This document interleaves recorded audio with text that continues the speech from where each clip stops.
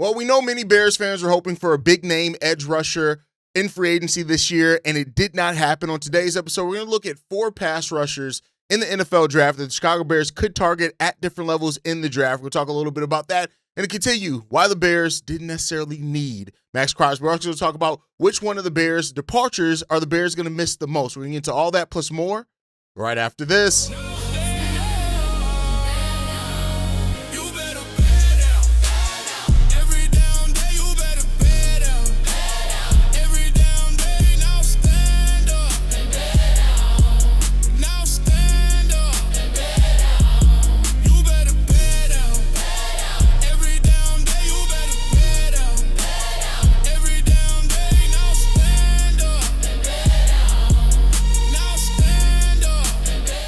What's going on, Bears fans? Welcome to another episode of Chicago Bears Central, your number one spot for everything Chicago Bears related. I'm the host there, Haize, but more importantly, you guys can follow the channel at Chi Bears Central on every social media platform we happen to be on. With that said, let's go ahead and get into this content for today, y'all. And so we've been talking a lot about the Chicago Bears and the fact that they did not make a big splash in free agency. More fundamental, smart moves, which is more sustainable. And despite what some people comment in the comment section, yes, it's more sustainable. And when you look at the good teams around the NFL, it's not that they rely on splash moves. Do they eventually maybe make one or two over the course of their run?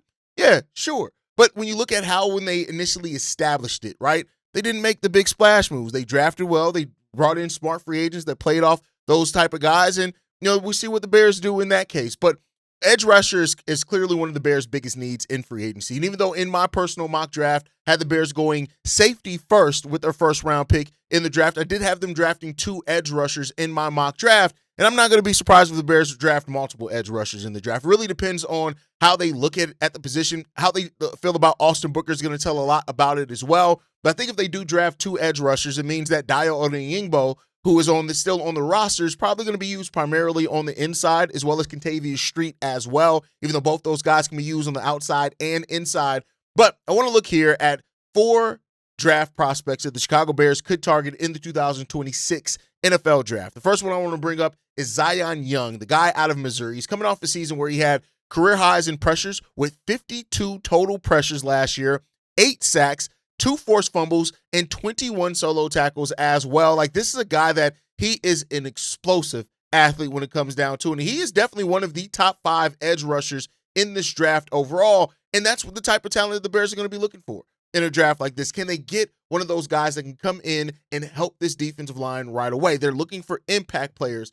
And Zion Young has the potential to be that in the NFL. I love the kid's motor. I think that's the thing when you come down on, you like to look at guys' motors, especially under a Dennis Allen defense. That's going to be a key factor in that, is what the motor looks like for these guys. And so this is a guy that does have a high motor. He has a really high athletic profile as well. And I think that this guy has the gravity that you could look for, could develop that. I'm not saying day one in the NFL he's going to be that, but like when you look at the gravity that he could create and how that helps, the interior defensive lineman, that's exactly what you want. You have a guy like him, Austin Booker, and Montez Sweat on your rotation as well. 6'5", 262 pounds. Listen, I like the guy a lot. He also had 2 passes deflected as well, which is something you can't overlook. Over the course of his collegiate career, which spanned 4 seasons, he had 11.5 sacks, 6.5 coming last year, 2.5 the season before that. So this is a guy that I think has really good upside for the Chicago Bears, and that's what they'd be looking for. A guy that can produce now, but has upside to be a lot more as things goes on. And so I would not be surprised if this is a guy that Dennis Allen is looking at Ryan Poles and saying, go out and find a way to get me that guy. If you can find a way to get me that guy, that's going to help this defense tremendously. Another guy that the Chicago Bears could also look at as far as pass rushers is T.J. Parker coming out of Clemson. I love this guy as well. Like, I think when you look at him as well, over the last 3 seasons, when you look at what he put up for the Clemson Tigers, 21.5 sacks, 41.5 tackles for a loss as well. He's ranged anywhere from top 20 to the lower end of the first round in the draft. So this definitely would have to be a first round pick for the Chicago Bears, which means that they wouldn't be targeting safety till much later on if they decide to do that, which is fine, right? Going after a need, early on, and the guy that you feel like can contribute to that right away. It's just I had the Bears going safety first because I think the safety talent is different and you still can get some quality edges. But this guy, really good, 6'3", 265 pounds. So he has that size profile that we know that Dennis Allen likes as well. Had 5 sacks last year, 11.5 the year before that, 5.5, his freshman year. So this is a guy that as a junior has at minimum 5 sacks. And that's a really good baseline to look at if you like to look at those things. He had 6 forced fumbles in his sophomore year alone. That's all he had in his collegiate career. So the question is, can he add that as a more consistent part of his game in the NFL? If he can, that bodes well for him to be a really nice impact player for the Chicago Bears. So I like this guy. I like what he has. Last season was a bit of a drop-off in numbers, but there's still no doubt that he is a high impact player potentially in the NFL, and that's why a lot of teams are going to be looking for him to help shore up their edge. He's one of those guys that I think you can get, and if you do get him, which would probably be more towards the second round, I would think that is probably where he's going to fall. Maybe a chance to go maybe there towards the end of the first round, but if he's there and you get him, and again, like I said, you address another position of need in the first round, Ryan Poles will get to cooking in that one. Next up, R. Mason Thomas, the defensive lineman that's coming out of Oklahoma, 6'2", 249 pounds. He had 6.5 sacks last year with 2 forced fumbles, 18 solo tackles as well. When you look at that one, this is a guy that's 17 sacks over the course of his 4-year collegiate career. Like most guys, he didn't play a lot as a freshman. He had 9 sacks in 2024, 6.5 in 2025. Not necessarily as big as some of the other guys on this list, but it is a guy that I do think can still make an impact right away. Also, the Bears did scout him on his pro day, so they were already at his pro day, which could mean that they have a level of interest for him as well. He can be there late in the first, or he can drop to the second round, depending on which mocks that you look at as well. So some have him going in the second round. If you can get him in the second round, man, that's a hell of a steal in the second round. Or I would even say at the end of the first round, it's not like it's terrible value at all. That's not what I'm saying, but I do think that that this is a guy that could provide a lot of value for where you draft him at regardless. And he has the motor, he has the mindset, he has the mentality, and I would not be surprised if he ends up developing to a leader on this defense as well, which is something I try to leave out of the scouting reports. I kind of focus just on the skill level, but I think that has to be something that you're looking at to some degree also, right? Like if you can get a guy that can come in here and be a leader, and I'm not saying he needs to be that in his rookie year, but eventually develop to a leader on that defense for you, those are the type of players that you want. Last guy on this list, 6'2", 248 pounds, center out of Texas A&M, and that's Cashius Howell. Guy had 11.5 sacks last year with 1 forced fumble, 20 solo tackles as well. He was All-American last year as well, 31 tackles in total, 14 tackles for a loss, 11.5 sacks, 6 passes deflected as well in 13 games also. And so I think when you look at the tape that's on him just from his last year at Texas A&M, you see that this guy has the motor, he has the drive, he has the desire, and he has that personality as well. I love the kid a lot. He had his 11.5 sack last year. He had a 9.5 sack season in 2023 before he transferred to Texas A&M in 2024. He had 4 sacks his first year. 3 total forced fumbles over the course of his collegiate career, 1 interception as well in that time, 15 passes deflected over the course of him being in college as well. And so, he started off in Bowling Green. He played, 2 or 3 seasons in Bowling Green before then transferring to Texas A&M. But this guy's been basically productive. In any role that you've given him, he found a way to be productive. Of course, last year, breakout year a lot, right before he enters the NFL draft. I love this kid. I think that this is a guy that can really help the Chicago Bears. And depending on where he's projected to go in the draft as well, it can free you up to do some other things with some of your other picks. This guy can get to the quarterback. That's just the end all be all. Like when you look at guys that you want to be able to just get to the quarterback and make an impact. In no way am I saying he's Maxx Crosby, but I'm saying that he makes an impact in some shape, form, or fashion. When you look at the passes deflected that he had over his college career as a defensive lineman, you just can't overlook that. You can't overlook that level of production and what that then could mean for a team that just needs an impact player. 15 passes deflected over your college career. And the first year, that freshman year, let's not even count that. He barely played that year, right? So, this is a guy that can definitely impact everything. And I would not be surprised, especially if you get him with a guy like Dennis Allen, that he develops him exactly. He's a little bit undersized for what Dennis Allen likes as the defense, as the edges. He likes those jumbo edges. But I think that this guy could be very productive in it. I think he has the motor. I think he has the mindset. I think he needs to add a little bit of the technique to it. But if you add that technique, get him with the right coaches to add a little bit of technique to what he already has raw skill-wise, I would not be surprised if we look back on him and say, hey, this is the guy. So, those are edges that the Bears could still get in this draft. So just to recap, Zion Young out of Missouri, TJ Parker out of Clemson, R. Mason Thomas out of Oklahoma, and Cashius Howell out of Texas A&M. If I had to pick my favorite guys out of it, I probably TJ Parker and Cashius Howell are my two favorite guys out of this. Not to say that those other guys won't still be good and maybe even be better, but those are some of my favorite guys in there. Let me know what you guys think on those potential edges for the Chicago Bears. With that said, we know that the Bears could be looking at a center of the future in this draft. They've already scouted two of them, one of those guys being Sam Hecht. And this is a guy that the Bears went out and looked at. He is probably the best center on the market in this draft, and he's not going to go into the second round. So the Bears can get him in day 2 and get a starting caliber center that can learn behind Garrett Bradbury for a year or so and then come over and take over that starting center position. But he was asked about the Bears staff being at his pro day and the thoughts of him protecting Caleb Williams, and he said this: protecting a quarterback of that caliber, that's super exciting for sure. The staff, the O-line coach, and the assistant O-line coach were amazing. I feel like we grew a good relationship just the short time that we had with each other.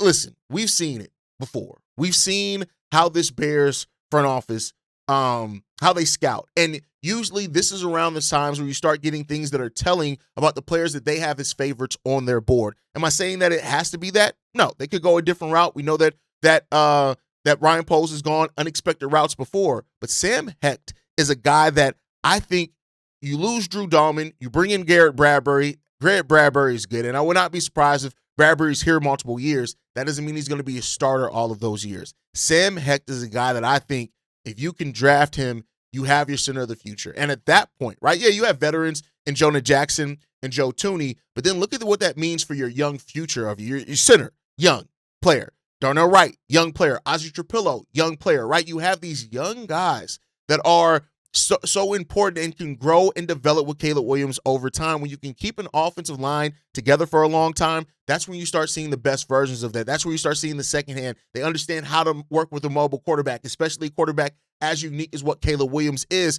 I love that, right? This is a guy that has so much at what he can bring potentially. The one knock on him, right, and that people look at him and why he's not a first-round pick is his length, right? He doesn't have the arm length of a typical center, but I think he makes up for that with his raw IQ that he has there. This guy has amazing technique that sometimes overcomes some physical limitations. We've seen that happen before. He can make adjustments on the fly, and his awareness on the football field is next to none, right? And so when you look at that and putting him in front of a quarterback who like Caleb Williams, can make and extend plays, and sometimes, you have to hold those blocks for longer than what you would in more traditional quarterbacks.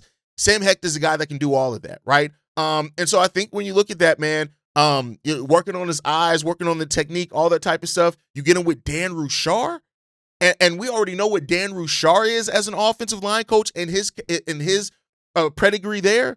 That's exactly what you're looking for if I'm the Chicago Bears. So Sam Hecht, already talking about it, saying that he built a really good relationship with the Chicago Bears coaching staff as well. Let's see if that ends up turning into him being a Chicago Bear, which I would not be mad at Sam Hecht being a Bear at all. Let me know what you guys think down below. So I want to talk about the flip side. You guys know I'm overly positive about where the Chicago Bears have done and how they've set themselves up in the NFL draft. There are some Bears fans that wanted the big splash moves, and they think that it's an automatic fail that the Bears didn't get the splash moves. That's not me. I do think that, with the Bears losing the starters that they have lost, there is going to be an adjustment period. But like I said, are we really complaining over losing starters for a defense that was ranked damn near last in the NFL? That's what you have to think about. And that's why, when I talk about the scheme and the schematic fit and how the players that the Bears are bringing in, how scheme-wise they fit Dennis Allen's sensibilities, and you can automatically see how they fit some players that are already here on the Chicago Bears. But there's no doubt about it right now that one of the biggest question marks on the Bears is going to be the secondary, right? And that's because we haven't seen it. You replaced Jaquan Brisker and Kevin Byard, two guys that have played 2 years together, and their chemistry together was legit, right? Those guys are gone. You add to that, Jaquan Brisker, C.J. Gardner-Johnson, Nashawn Wright, those guys are all gone now, right? Tremaine Edmonds, who also was a big part of our coverage. We talked about him. He was one of only a few guys that played in man-to-man coverage 20% of his snaps. Devin Bush was one of the other guys. That's why we replaced him with him, right? But it's when you look at improving a defense, right? The Bears did a tough decision. They lost a lot of names to bring in guys that can fit more, and you can have a more functional defense that's not so reliant on turnovers being their identity. Right now, the pass rush is still a problem with the Chicago Bears. And I've seen people make comments and things like, well, it doesn't matter who you have out in your pass coverage if you can't get to the quarterback. No, it goes hand in hand, because you can have a great pass rush. If you don't guys have guys that can cover for shit and quarterbacks can make quick decisions, all that's not going to matter, right? It has to go hand in hand. And so while the secondary has, is going to come into it and they're going to have to prove themselves, we still need to improve the pass rush, right?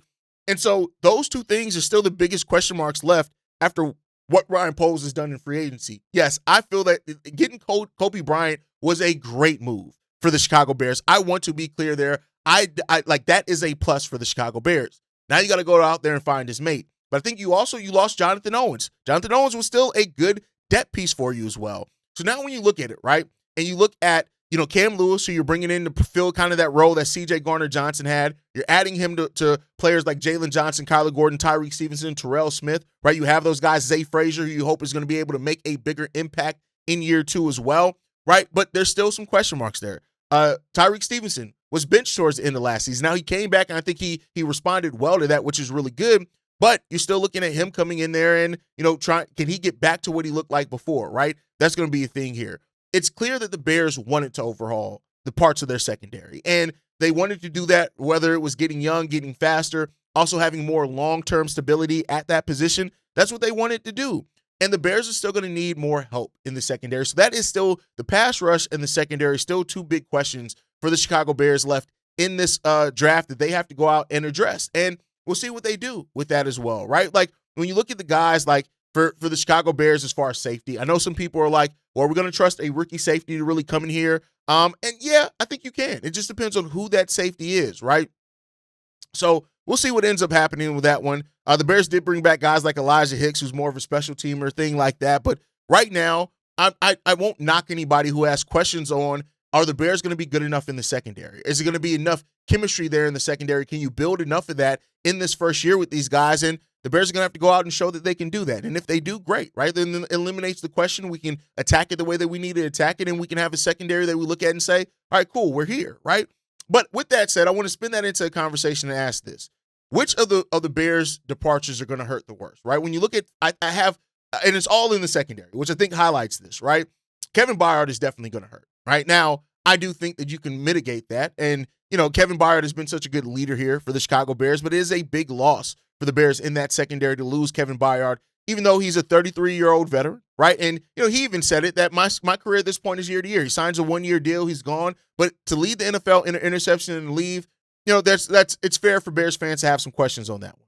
C.J. Gardner-Johnson, which, C.J. Gardner-Johnson was a midseason acquisition. I think we always kind of knew that C.J. Gardner-Johnson was not going to be long-term here. Between him and Deshaun Wright, you're kind of looking at Cam Lewis and Zay Frazier to fill those two roles. I think for the Chicago Bears, you could also draft a guy. But, Deshaun Wright, a guy that signed for $5.5 million, it left a lot of Bears fans wondering why the Bears didn't bring him back. And I think it comes down to the fact that he just wasn't great in coverage. Like, the interceptions are great, but it seems like the Bears are focusing more on functional defense, things that actually can help day-to-day more than just the takeaway part of it, right? So losing those guys all hurt. Jonathan Owens, I still think it hurts. Like, this is a guy that was a really solid depth piece and really solid in special teams for the Chicago Bears as well. But those being kind of the four biggest misses by the Bears, like, say what you will about Tremaine Edmonds, but I think Devin Bush basically replaces every strength that Tremaine Edmonds has, plus he's stronger in those areas in some cases, right? So I'm not looking at that necessarily, but the secondary, because that was a secondary that we came into the season with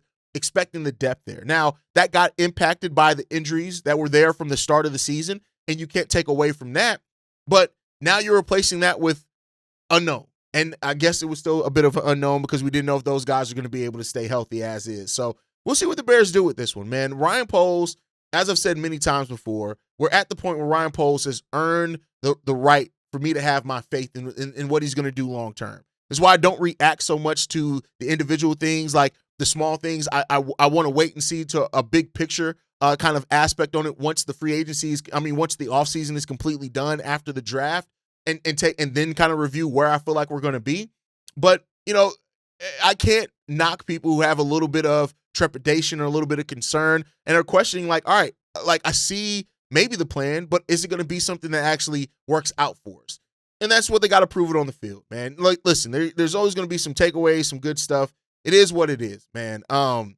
But sometimes, well, not sometimes, when you try to make that step, and I said this at the beginning of this offseason, sometimes the hardest step to make is from being where the Bears are to being a step to doing it consistently and being consistently where you are. And sometimes that comes with making hard decisions about your roster. This is an offseason where the Bears had to make a lot of tough decisions, and let's see where it's going to sit at. But that's going to wrap it for today's episode, y'all. The Bears did not add a big-name pass rusher, but there are still names out there that can definitely help the Chicago Bears.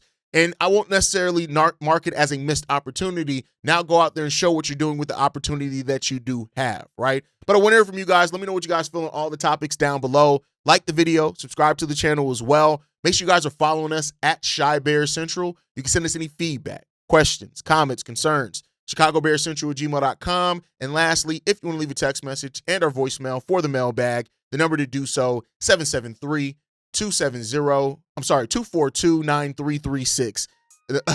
We're the number one spot for everything Chicago Bears related, but that's thanks to you, lovely and beautiful people. And like I like to end every episode on, Chi-Town up, Bear down. Love you guys. Peace, y'all. This has been a presentation of the Break Media.